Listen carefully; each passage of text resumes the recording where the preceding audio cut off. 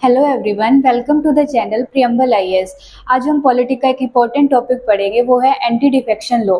उसके बारे में पढ़ेंगे, उसकी क्या एफिशिएंसी है, उसकी क्या चैलेंजेस है और उसमें क्या क्या हमें जो है वो रिफॉर्म्स की ज़रूरत है। तो उस चीज़ के बारे में हम आज देखेंगे, तो वीडियो को लास्ट तक जरूर देखना। ओके, हम स्टार्ट करते हैं। एंटी डिफेक्शन लॉ के बारे में स्टार्ट करेंगे। ओके, सबसे पहले देखेंगे कि इसका ओरिजिन क्यों हुआ और इसकी फाउंडेशन जो है वो कैसे हुई। कि जब अपना कॉन्स्टिट्यूशन जो बन के आया था, तो डॉक्टर भीमराव अंबेडकर जो थे, उनका ऐसा मानना था कि किसी भी पार्लियामेंट्री डेमोक्रेसी के चलने के लिए दो फंडामेंटल पिलर जो है वो जरूरी होते हैं। तो first one is law and order and second one is stable government. Law and order क्यों? क्योंकि देखो, लॉ एंड ऑर्डर इसलिए ताकि जो सोसाइटी है वो सिक्योर रहे, स्टेबल रहे और यूनिफाइड रहे। और स्टेबल गवर्नमेंट इसीलिए कि कोई भी लेजिस्लेटिव, कोई भी अगर हमें पॉलिसी बनानी है, कोई भी रूल्स बनाने हैं, तो उसके अंदर चेंजेस ना आए। क्योंकि अगर एक डेमोक्रेसी के अंदर स्टेबिलिटी होएगी तो डेमोक्रेसी लॉन्ग टर्म तक सर्वाइव कर पाएगी। ओके, तो अब हम देखते हैं कि डिफेक्शन होता क्या है और एंटी डिफेक्शन लॉ की जरूरत भी हमें क्यों पड़ी। डिफेक्शन का मतलब होता है जब कोई भी एक पॉलिटिकल पार्टी से कैंडिडेट जो है वो अपनी पार्टी को छोड़ के दूसरी पार्टी के अंदर शामिल हो जाता है, तो उसको हम कहते हैं डिफेक्शन। अब इसके अंदर क्या होता है कि ये अपने एडमिनिस्ट्रेशन को डिस्टेबलाइज कर देता है और ये जो गवर्नेंस सिस्टम है उसको क्या है, डायरेक्टली खतरा उत्पन्न करता है। और ऐसा लोग करते क्यों है, कोई भी पॉलिटिकल पार्टी के जो कैंडिडेट्स है वो ऐसा इसलिए करते हैं क्योंकि उनके इसमें क्या होते हैं, अपने इंटरेस्ट जुड़े होते हैं। जैसे कि हिस्ट्री के अंदर एक स्लोगन काफी फेमस हुआ था, दैट इज द आया राम गया राम। ओके, उसके बाद ही जो है वो एंटी डिफेक्शन लॉ जो है लाया गया था, क्योंकि उन्होंने बहुत बार क्या किया, अपनी पार्टी को जो है वो चेंज किया। इसके लिए एंटी डिफेक्शन लॉ लाया जाता है। अब हम देखेंगे कि इसके अंदर क्या क्या जो है कॉन्स्टिट्यूशन के अंदर अमेंडमेंट किए गए थे इसको लाने के लिए। लीगल फ्रेमवर्क्स इसके कौन कौन से हैं? तो जो अपना कॉन्स्टिट्यूशन है उसके अंदर चेंजेस करने के लिए क्या किया गया, 52nd अमेंडमेंट किया जाता है 1985 के अंदर। और ये जो कॉन्स्टिट्यूशनल अमेंडमेंट था, इसके थ्रू क्या किया गया, 10th शेड्यूल को एड ऑन किया गया अपने संविधान में, ताकि जो भी एंटी डिफेक्शन से रिलेटेड कोई भी रूल्स बनाने हो या कोई भी पॉलिसीज बनानी हो, तो वो कॉन्स्टिट्यूशन में अगर उसको डालेंगे तो वो सही से जो है वो अपना काम जो है वो कर पाएंगे।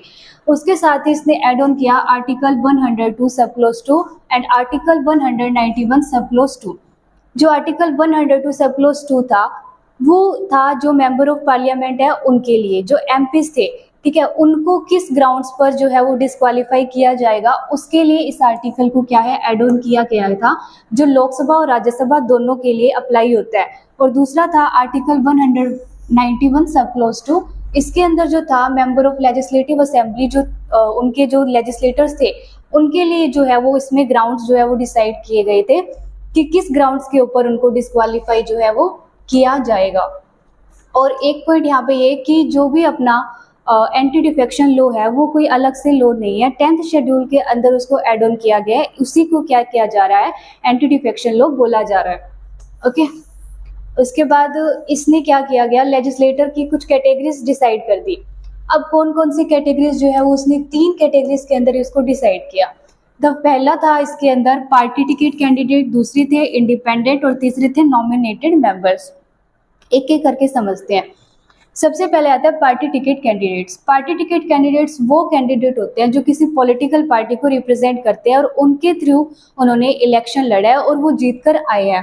ओके, मतलब कि वो किसी ऑफिशियली रिकॉग्नाइज्ड पॉलिटिकल पार्टी को क्या कर रहे हैं, उनके रिप्रेजेंटेटिव वो होते हैं।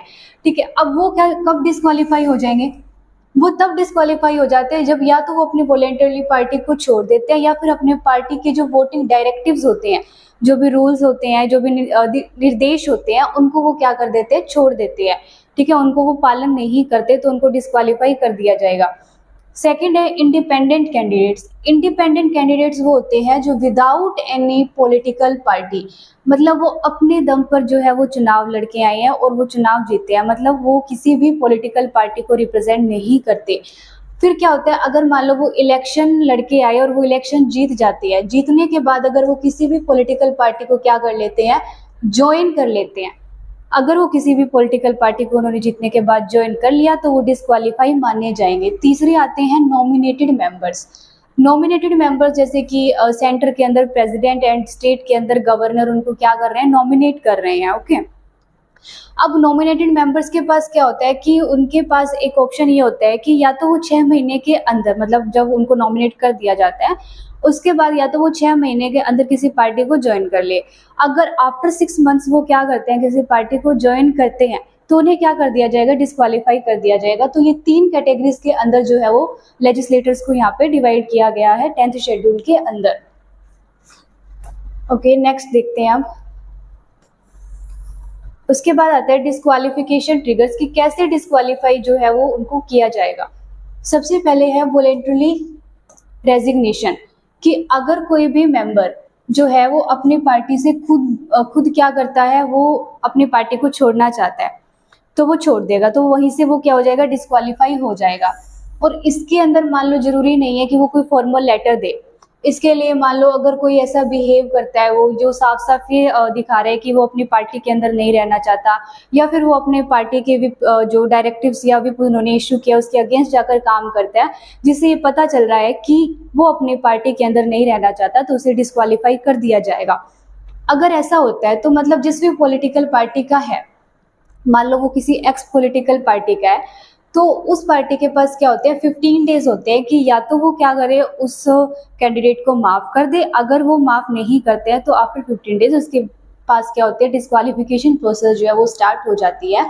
उसके बाद आता है डिसओबिंग द विप। विप का मतलब ये होता है कि कोई भी पार्टी जो है वो अपने मेंबर्स के लिए क्या करती है, डायरेक्टिव्स जारी करती है जिनके ऊपर उनको चलना पड़ता है कि तुम्हें किसे वोटिंग करना है, तुम्हें कौन सा जो रूल्स है वो मानने हैं, कौन से नहीं मानने, तो वो भी होती है। अगर उनकी बात अगर उनके मेंबर्स नहीं मानते तो वो डायरेक्टली क्या हो रहा है, उसका विप का जो है वो उल्लंघन हो रहा है, तो इसलिए उनको क्या कर दिया जाता है, डिस्क्वालीफाई कर दिया जाता है। और यहाँ पे विप एप्लीकेशन लिमिट ये है कि ये भी जो विप इशू कर रहे हैं वो हर जगह विप इशू नहीं कर सकते, वो सिर्फ असेंबली फ्लोर के ऊपर ही क्या है, अपनी विप इशू कर सकते हैं। मतलब आउटसाइड द असेंबली फ्लोर नहीं कर सकती, या फिर उनकी पार्टी के कोई भी इनसाइडर उनके कोई अपने मैटर्स हो जाते हैं तो उसमें वो अपनी विप जो है वो इशू नहीं कर सकते। तो ये अपना डिस्क्वालिफिकेशन वाला होगा। उसके बाद देखते हैं स्प्लिट्स एंड मर्जर्स। इसमें क्या है, देखो इसके अंदर मेन है अपना 91st कॉन्स्टिट्यूशनल अमेंडमेंट 2003। इससे पहले जो था वो क्या था, स्प्लिट था, और उसके बाद आया मर्जर। स्प्लिट का रूल ये था कि अगर कोई भी पॉलिटिकल पार्टी के 1/3 मेंबर्स बिफोर दिस अमेंडमेंट, कोई भी 1/3 मेंबर्स अपनी पार्टी को क्या करते हैं, छोड़ देते हैं, मतलब अपनी पार्टी से अलग हो जाते हैं, स्प्लिट हो जाते हैं, तो उनको डिस्क्वालीफाई नहीं माना जाएगा। ये पहले रूल था। ओके, लेकिन इस रूल को हटा दिया गया। क्यों? क्योंकि क्या हुआ, इसका काफी मिसयूज हुआ और 2/3 का जो है वो उन्होंने रूल रखा कि अगर क्या होता है, किसी भी पार्टी के 2/3 मेंबर अपने पार्टी को छोड़ के दूसरी पार्टी को ज्वाइन कर लेते हैं या दूसरी पार्टी में मर्ज हो जाते हैं या फिर मिलकर कोई नई पार्टी बना लेते हैं, तो तब उन्हें डिस्क्वालीफाई नहीं माना जाएगा। और ये जो ऐड किया गया था वो किया गया था 91st कॉन्स्टिट्यूशन अमेंडमेंट 2003 के टाइम पे। तो ये अपना स्प्लिट एंड मर्जर वाला रूल। उसके बाद है इसके अंदर कुछ न्यूट्रलिटी एग्जेम्पशन। क्या है, देखो कि जितने भी प्रिसाइडिंग ऑफिसर्स होते हैं, लाइक जैसे स्पीकर्स हो गए या फिर डिप्टी स्पीकर या फिर चेयरमैन या डिप्टी चेयरमैन, उनको क्या है, डिफेक्शन से यहाँ पे एग्जेम्पशन है। मतलब जो डिफेक्शन वाला जो रूल है वो इन पे नहीं लगता। वो इसलिए नहीं लगता ताकि वो क्या हो, न्यूट्रलिटी से या अनबाइज्ड होकर क्या है, कोई भी जैसे क्योंकि वो स्पीकर है, वो प्रिसाइडिंग ऑफिसर है, तो वो अपना डिसीजन सही से ले पाए, इसीलिए इनके ऊपर ये जो है वो रूल लागू नहीं होता। ओके, उसके बाद है डिसाइडिंग अथॉरिटी कौन है कि अब वो डिस्क्वालीफाई है या नहीं है वो मेंबर। तो ये अथॉरिटी कॉन्स्टिट्यूशन के अंदर किसको दी गई है, तो इसके अंदर मेन आ जाता है section 6 of the anti defection law. ये क्या कहते हैं कि जो डिस्क्वालिफिकेशन के ऊपर डिसीजन है वो कौन लेगा, वो डायरेक्टली लेंगे टू द प्रिसाइडिंग ऑफिसर। उस टाइम पे कौन जो है वो हाउस के प्रिसाइडिंग ऑफिसर कौन है, तो डिस्क्वालिफिकेशन का डिसीजन लेंगे वो। ये ऐसा कहता है सेक्शन 6। अगर प्रिसाइडिंग ऑफिसर वहां पे खुद एक्यूज्ड हैं तो member elected by the house उस मैटर को देखेगा। अब आता है सेक्शन 7। सेक्शन 7 क्या कहता है और जुडिशियल रिव्यू के बारे में, कि सबसे पहले क्या होता था इस केस को देखो कि होतो होलोहन केस, इस केस से पहले क्या होता था कि जो प्रिसाइडिंग ऑफिसर है उन्होंने क्या डिसीजन लिया क्या नहीं, उसका कोई जुडिशियल रिव्यू नहीं हो सकता था। बट इस केस के बाद उसको जुडिशियल रिव्यू के अंदर डाल दिया गया। मतलब ओरिजिनली जो section 7 bed the jurisdiction of all courts over 10th schedule matter, कि वो 10th शेड्यूल के मैटर्स के ऊपर उनकी कोई जुरिस्डिक्शन नहीं थी। बट कि होतो होलोहन केस के अंदर सुप्रीम कोर्ट ने क्या बोला कि struck down section 7 ruling that the presiding officer act as a tribunal, meaning their decision are fully open to the judicial review, कि स्टार्टिंग के अंदर अगर उनके पास ऐसा मैटर आता है तो वो एज ए ट्राइब्यूनल एक्ट करेंगे, बट बाद में अगर उनका डिसीजन बायस्ड होकर लिया गया है तो उसको क्या है जुडिशियल रिव्यू के अंदर डाला गया है। मतलब कोर्ट उसके अंदर इंटरफेयर कर सकते हैं और जुडिशियल रिव्यू कर सकते हैं। ओके उसके बाद है फ्लॉज एंड स्पेशल केसेस, मतलब इसमें कुछ कमियां भी हमें देखने को मिली है। जैसे कि सबसे पहली है कि उनके लिए कोई डिसीजन टाइमलाइन नहीं है, कि जो प्रिसाइडिंग ऑफिसर है कि वो कितने टाइम के अंदर क्या है अपना जो है वो डिफेक्शन से रिलेटेड डिसीजन देंगे, उसकी कोई भी टाइमलाइन जो है वो इसके अंदर डिसाइड नहीं की गई, लाइक 3 months या 6 months कुछ भी इसमें डिसाइड नहीं किया गया। तो इससे क्या होता है जो डिसीजन होते हैं वो डिले हो जाते हैं और जो पॉलिटिकल इनकन्वीनियंस भी पैदा करते हैं। दूसरा आता है राज्यसभा वोटिंग, इसके अंदर मेन हो जाता है कुलदीप नायर केस, कि इससे पहले क्या था, कुलदीप नायर केस से पहले राज्यसभा की जो वोटिंग होती थी वो सीक्रेट बैलेट से होती थी, बट बाद में इसको क्या कर दिया गया, ओपन बैलेट कर दिया गया। इसके अंदर ये है कि जो पार्टी है वो एक बाइंडिंग व्हिप इशू नहीं कर सकती अपने मेंबर्स के लिए कि तुम्हें किन्हें वोटिंग करना है किन्हें नहीं करना, तो बाइंडिंग व्हिप नहीं कर सकती। तो इससे यहाँ पे क्या है डिफेक्शन लॉ जो है वो इसके ऊपर अप्लाई नहीं होता। और तीसरा आता है अपने पास सीक्रेट बैलेट वोटिंग के अंदर, जैसे प्रेसिडेंट और जो वाइस प्रेसिडेंट के जो इलेक्शंस कंडक्ट करवाए जाते हैं वो सीक्रेट बैलेट से होते हैं। तो इसके अंदर जब बैलेट सीक्रेट है तो कोई पॉलिटिकल पार्टी जो है वहाँ पे व्हिप इशू नहीं कर सकती, और यहाँ पे जो मेंबर्स होते हैं वो क्या है फ्री हैं कि वो किसी अपना वोटिंग जो है वो डालेंगे। तो इससे क्या होता है पार्टी के अंदर क्या है कि अंदर उनके बीच में थोड़ा सा ऐसे ट्रस्ट इश्यूज बन जाते हैं कि तुमने किसे वोट डाला किसे नहीं, क्योंकि वो वहाँ पे अपनी व्हिप इशू नहीं कर सकते, डायरेक्टिव इशू जो है वो वहाँ पे वो नहीं कर सकते। फिर हमें इसमें कुछ रिफॉर्म्स की भी नीड है, क्योंकि चैलेंजेस तो है। सबसे पहला रिफॉर्म तो मेन यही है कि कुछ स्ट्रिक्ट टाइमलाइन रखो कि प्रिसाइडिंग ऑफिसर के लिए, लाइक कोई भी 3 months या 6 month जो भी सुटेबल हो उसके लिए एक टाइमलाइन होनी चाहिए। दूसरा है इमीडिएट टर्म बैन्स, इसके अंदर ये है कि कोई भी डिस्क्वालीफाई मेंबर जो है, अब अगर वो डिस्क्वालीफाई हो गया तो उसे क्या है इमीडिएट बैन करो ऑन कॉन्टेस्टिंग बाई इलेक्शन और होल्डिंग मिनिस्ट्रियल पोजीशन, की मतलब उसके अपने मंत्री पद से वो उसी टाइम जो है वो इस्तीफा दे, ताकि आगे अगर कोई भी ऐसा कुछ करता है डिफेक्शन करता है तो वो भी थोड़ा सा ध्यान से या देख के और थोड़ा उसको डर बना रहे। उसके बाद आता है गवर्नेंस एंड पब्लिक रिफॉर्म, इसमें है कि लिमिट व्हिप एप्लीकेशंस की, अब मान लो पॉलिटिकल पार्टी जो है वो हर बार क्या है अगर व्हिप इशू कर रही है तो पॉलिटिकल पार्टी के जो भी मेंबर्स हैं वो अपना फैसला लेने के लिए कभी भी अपने खुद की तरफ से वो फैसला नहीं ले पाएंगे। वो